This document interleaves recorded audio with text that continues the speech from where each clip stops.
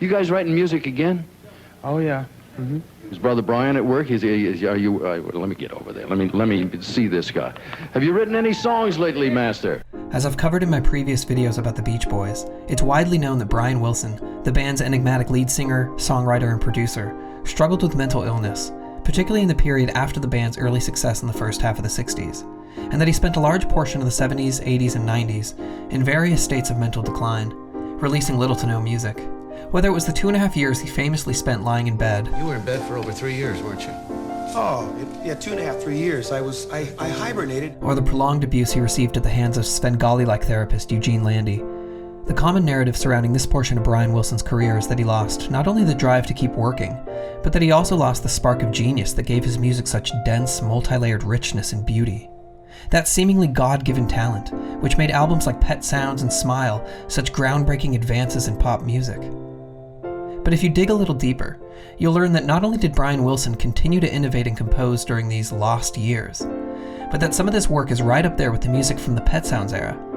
From the post-Smile era, American Spirit, the Bedroom Tapes, all the way through the Landy years, the compositions themselves are nothing short of miraculous, so I'd like to show you some of my favorites. Starting with the period in the Beach Boys' career where they were transitioning out of their early surf aesthetic. It was 1966, and by this point, the hippie movement was in full force. Bands like Simon & Garfunkel, Bob Dylan, and the Animals would come to define the latter half of the decade, bearing little to no resemblance to the innocent, sock-hopping surf music of the Beach Boys. The age of fun and surfing USA had evolved into a more socially conscious landscape of raw, psychedelic rock, which played into the hopes and fears of a generation. #GetWoke. But of course, the number one band in the world was still the Beatles, who had just released Revolver, and were on the cusp of releasing their psychedelic masterpiece, Sgt. Pepper's Lonely Hearts Club Band. Brian had already triumphed with Pet Sounds, and in 1966 he was smoking a lot of weed and taking speed. And he had just recorded Good Vibrations, the first Beach Boys album to sell 1 million copies. Having recorded it in an experimental modular style, he felt like he could do anything, so he hired writer Van Dyke Parks to write lyrics, and together they came up with some crazy shit. Smile is experimental music. Smile is unbelievable. It's the most amazing thing I've ever heard. I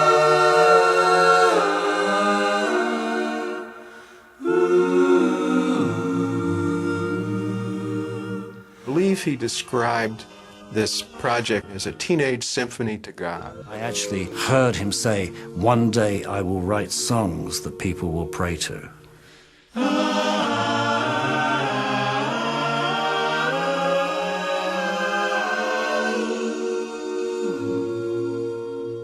And a lot of people feel like Smile was a more original album than Pet Sounds was. Rock, roll, Plymouth Rock, roll over. Rock, roll, Plymouth Rock, roll over. We're trying to create the mood of early and mid-Americana, as the music would have been then.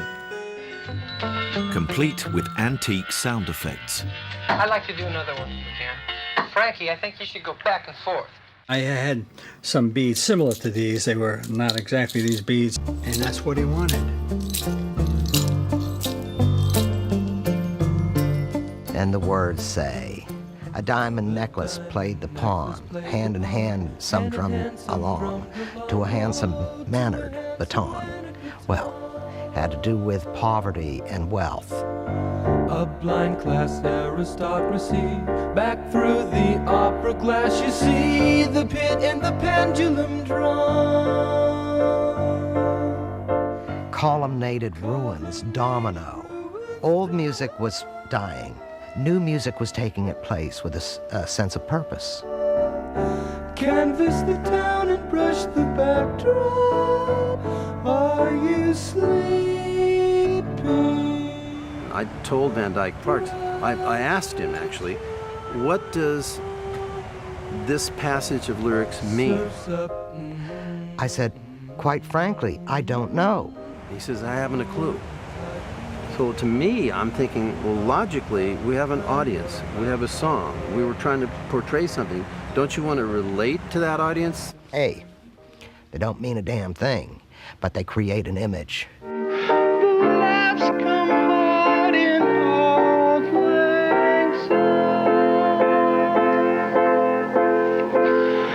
glass was raised to fire, it rose the fullness of the wine, the dim last toast. While I poured adieu or die,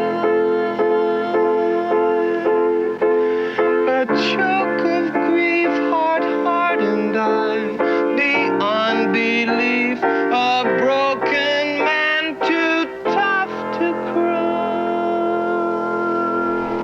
As hard as it is to believe, the other Beach Boys did not like that. When they returned home from a tour of England, they basically shut the project down. They felt that the music strayed too far from the formula that originally brought the Beach Boys success, and this would be the dynamic between Brian and the other Beach Boys for decades to come. When the boys got back from England, I mean, that was the major no. They said, hey, that's too creative, we don't like that. And I said, well, give me a break, I'm trying something new. They came into town as triumphant heroes, and they found that the town had changed, you know, that people had moved into their life with Brian, strangers. They weren't part of any Beach Boy history that they knew of. I think they were ready to really start kicking some butt as the Beach Boys, and bingo, they run into this whole new thing. I mean, I totally understand how they could be nervous, scared, and pissed off. This is too arty. I said, no, it's not. I said, we need an album like this to prove that we can make good music. So due to resistance within the band, the album costing too much money, and Van Dyke Parks quitting, the album was officially shelved, with the other Beach Boys cobbling together material to make a kind of compromise album called Smiley Smile, which is actually a good album in and of itself. It just gets a bad rep for not being Smile. But it features a lot of songs that would have otherwise been on that album, just in a very stripped-down version. This was during a phenomenon in the mid to late 60s of bands eschewing the overproduction of their psychedelic albums and returning to a more raw, gritty style of live rock. Bands recording songs as a group in a single take, like the Beatles with the Let It Be film. The Beach Boys had their own version. If I only had a little, if I only had a little in Hawaii.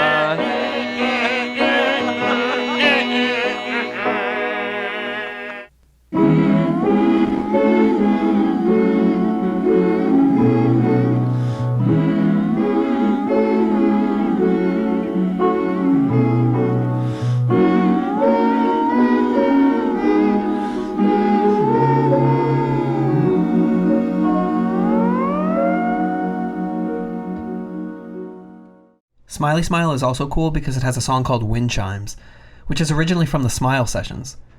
The first version is happy and uplifting, played on a xylophone. It has almost Gershwin vibes.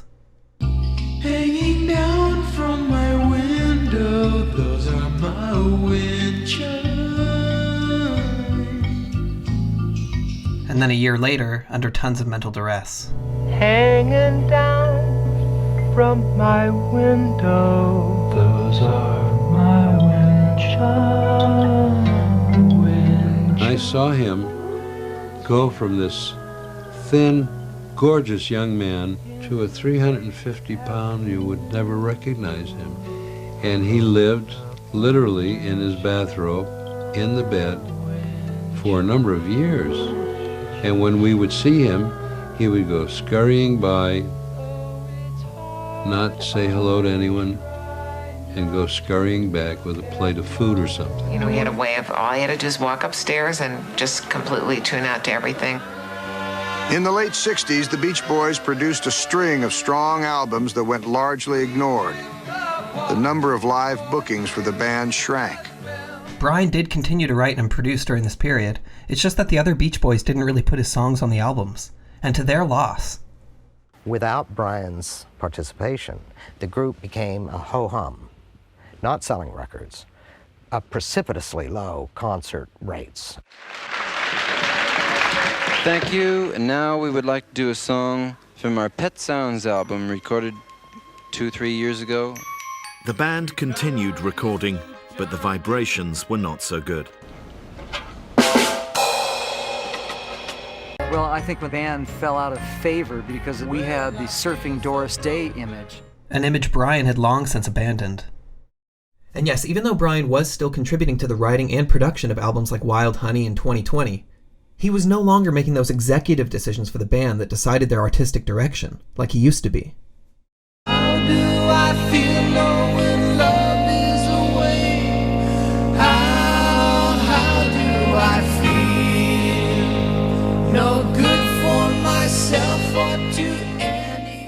spent most of the early 70s writing songs the public would never hear. I'd go up there and I'd be fractured. It would be so brilliant. But that would be enough for him, the reaction. You know, it went #1 in his living room. He's done. The song would disappear. Or would it?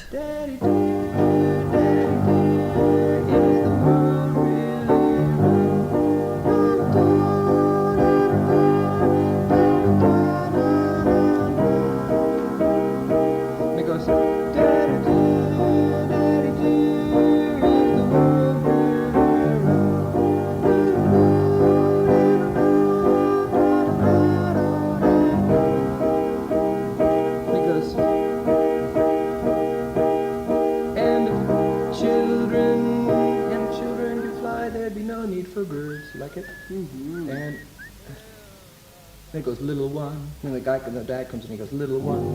Oh, little one, yes, the world's really round. And the bluebird you seek will surely be found. And if children could fly, there'd be no need for birds. And it goes, 'cause on the day you were born, this something like that. He was rapidly spiraling out of control at this point, even as a new dad. Clinically, it's said that Brian Wilson suffers from severe depression and schizoaffective disorder. In order to keep him working during this time, his wife Marilyn had a recording studio built in their house, where he eventually formed a new band with her and her sister Diane. They called it American Spring. It's got a Brazilian, R&B, and a country influence in it. And that's sort of the bag you're in. You're just in a bunch of bags, and I'm glad that we could have got some of them in. While the other Beach Boys were recording Holland, Brian was focusing on being a father, and his music was starting to have elements of spoken word. I always wonder if he had heard the music of Captain Beefheart, who also frequently used spoken word. Snored like a red merry-go-round horse. Probably not, because Brian's poetry was much more fairy tale-like. Dancing back and forth, the magic transistor started moving down his path. He could hear the sound coming out like nothing he had ever heard before.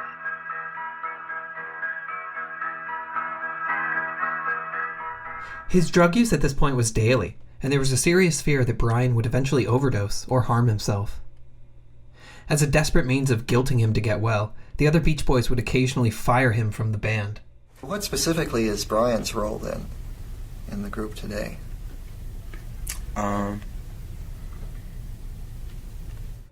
Meanwhile, Brian was getting really into Randy Newman. And his 1972 album Sail Away reignited Wilson's interest in contemporary music.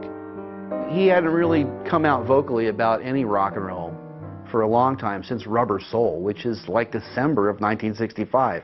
And here it is 1972, and he embraces Randy Newman's Sail Away. In America, you get food to eat.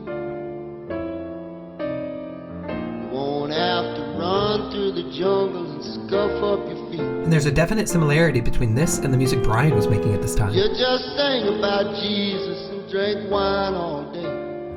The wind was blowing through my hair. Sunlight chased my cares away. And the sun dances in the morning sky. You may have noticed his voice sounds pretty different. By the mid-70s, his use of cocaine and cigarettes had completely changed his voice. No more was that angelic falsetto.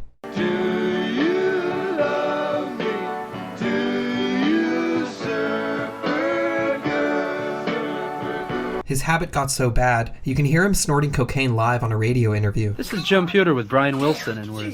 Huh? Woo! Heavy. Yeah. And because the damage to his voice happened so rapidly, there are very few recordings that actually capture the transition, where you can hear a little bit of his young voice and his old voice in the same song. California Feelin' is one of those songs. You can hear the last of his pure falsetto, and it's kind of sad. When you're driving through LA,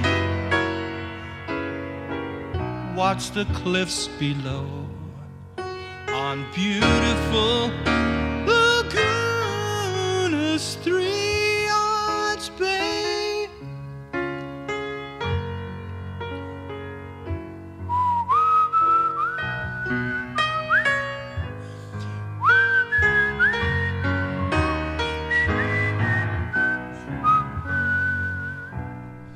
Another example is a re-recording of a song off the Today album, also sad. I know it's so hard to find girl who really understands your mind. What would I do if I lose her? It'll always be in the back of my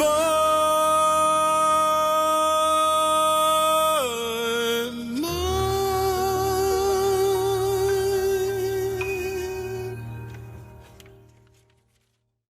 And now I'm sad. Even though he never again had that same youthful sound to his voice, he continued to write really good songs and also flex his skills as a producer. But I suppose I can't go any further without mentioning the evil doctor, Eugene Landy.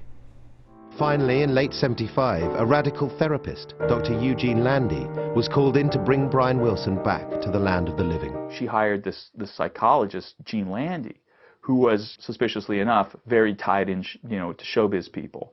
But he had a very strict kind of fascistic style of practice. People who have drug habits, people who have antisocial habits, usually these things come together. High-functioning, super successful weirdos that you take and re-raise into functional creative people. By 1976, Wilson was showing signs of improvement under Landy's regime. In my opinion, Gene Landy saved Brian's life. And there is no doubt about that. He had a year or two to live, and he'd have died. Tom Ewell had called me in and said, Brian Wilson is going to follow Elvis. Oh, God, no. But the reason he's so evil is that he eventually wormed his way into all of Brian's finances. He over-medicated him, abused him, and he just seems like a douche. He became Wilson's business partner in a company called Brains and Genius. Brains is Brian, the A and the I reversed, and Genius is obvious. We're told Landy's new incarnation pays as well as his last, that he gets $35,000 a month plus extra fees. And it doesn't stop there. When Wilson got a yellow Corvette for doing a Chevrolet commercial, Landy got one too. When Wilson got an upright piano, Landy got a baby grand. We found his original contract, showing early on the doctor was positioned to reap financial benefit from co-writing music with a vulnerable patient. But Dr. Landy, there is a rule against that. It's against the code of your profession. The physical abuse is dramatized in the film Love and Mercy, with John Cusack and Paul Giamatti. You are not goddamn hungry. You think you're hungry. You have no idea the consequences from this, okay? The over-medicating can be seen in many interviews. They think you're in a kind of prison. Well, life is a prison in itself, not just the Dr. Dr. Landy program, but everybody has to have a little imprisonment in order to understand that that this is where we are. I mean, So yeah, fuck that guy. But back to the music. Brian was gradually getting back into the studio, recording solo material that was, as per usual, not in line with what the other Beach Boys were wanting. He was getting into synthesizers and drum machines, and he began making plans for a new album with engineer Earl Menke. Having rediscovered his passion for recording, he began to experiment in the studio again, with an enthusiasm that had been absent since the Smile era. On the Brian Wilson timeline, we're about here. By the end of 1976, Brian had recorded enough material for not just one, but 2 whole albums. He planned to release the first one as a solo album, called Brian Loves You. But when the other Beach Boys heard the results of his labor, they were far from pleased. And even though they ultimately released the project as a Beach Boys album, featuring their voices, like Pet Sounds and Smile, Love You definitely bears the mark of a singular creator. My opinion of the Love You album is that it's a Brian record, and I guess it's because I know how it went down. It was a Brian record. Is somebody gonna tell me why she has to The most divisive album in the Beach Boys' entire catalogue, Love You was released in April '77 and polarized both fans and critics. This music was unlike anything you'd ever heard before, and not in the good way. I mean, not immediately anyway. It was so different, and it was played almost entirely on synthesizer. Over the city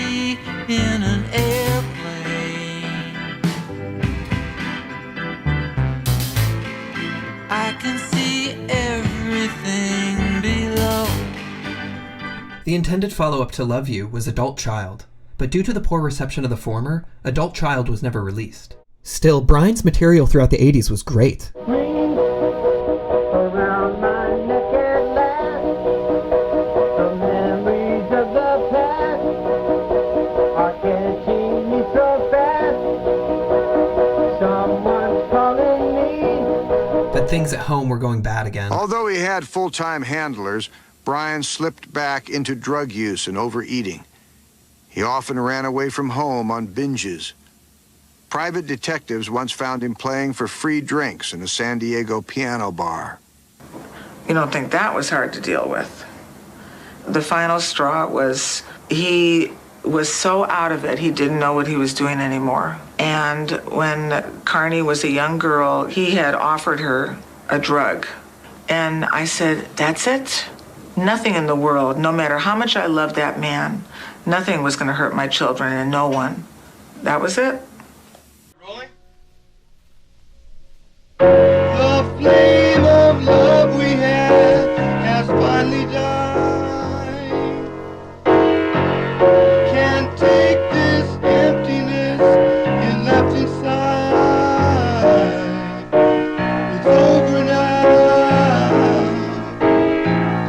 And though I played the role, I lost my soul. It's still within your heart. It's over now. It's over now.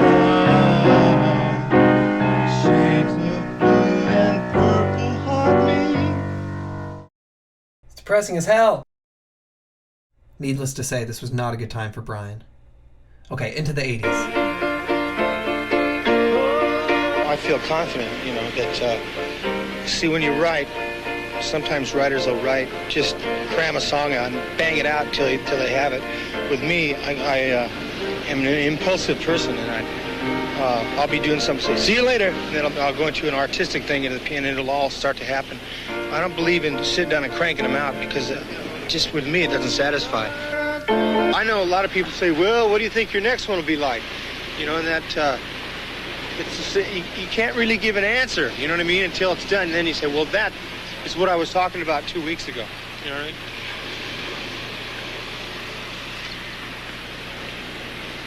I mean? Carl, it's embarrassing. Here I am rapping my head off. It's one of those things. Oh, God, you are so great. I like food. Creative food.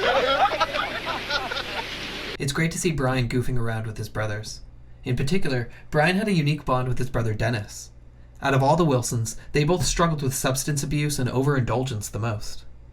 In 1982, Dennis set up a scenario where he and Brian would sit in a room with microphones rolling, and for every song that Brian wrote, Dennis would give Brian a cheeseburger.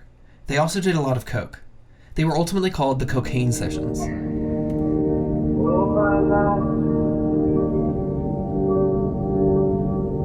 There's so much. I'm not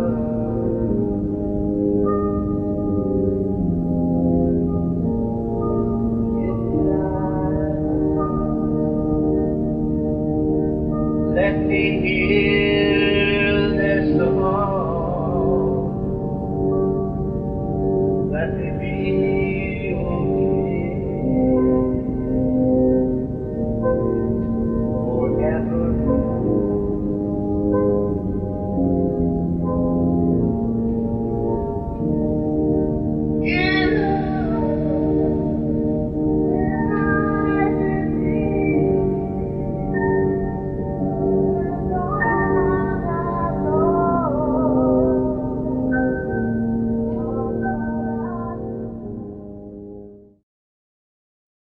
Here's a random demo from '85.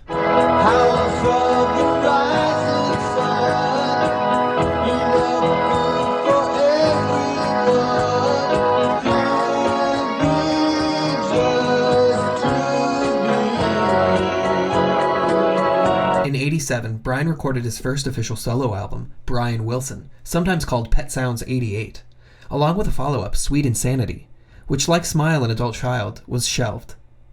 And although Landy was heavily involved in both efforts, it's impossible for me to believe he came up with the harmonies.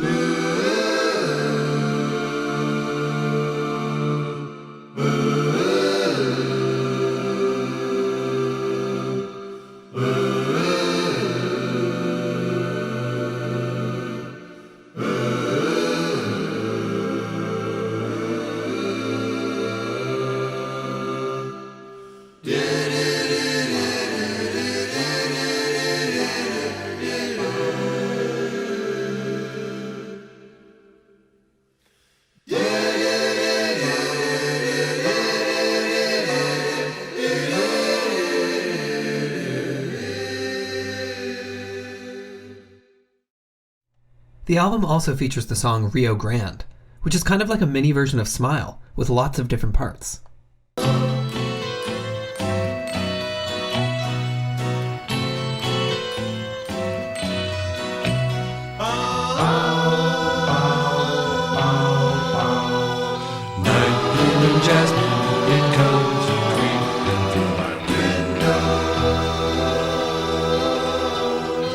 He did eventually remarry and escape the clutches of Eugene Landy. And with the help of his wife and a new band, he's been consistently releasing albums ever since. And some of them are really great. All these people make me feel so low.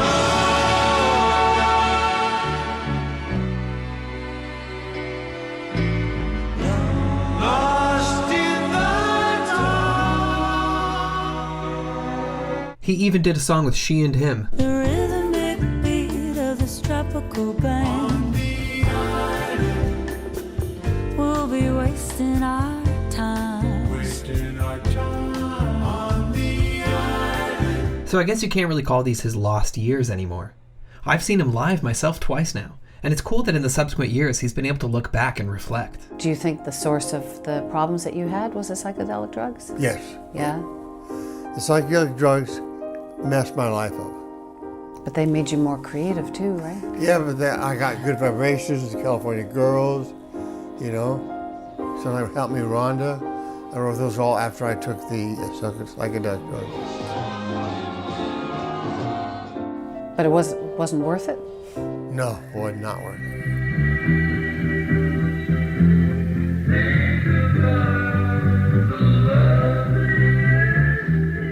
Thank you for joining me on this deep dive. I hope you learned that although Brian Wilson lost his mind in the 60s, he continued to display his genius and innovation in song after song. And so long as you don't mind a little tape fuzz, the Brian Wilson that we all thought we lost never actually went anywhere.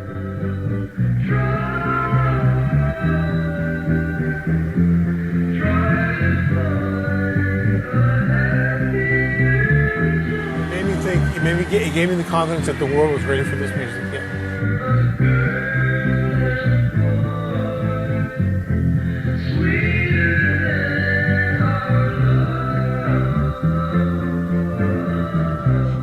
You know, your daddy's not like a lot of other daddies, and he has a drug problem, but he is a musical genius. You can be proud of that forever.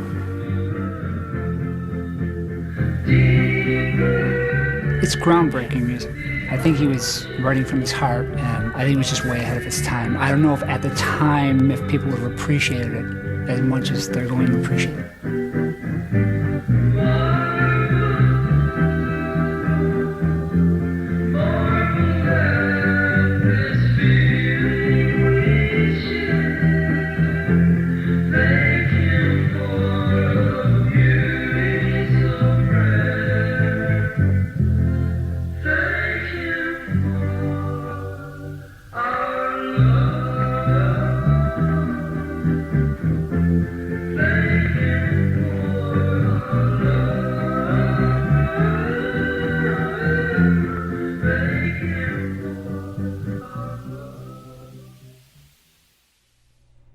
I hope you enjoyed this video.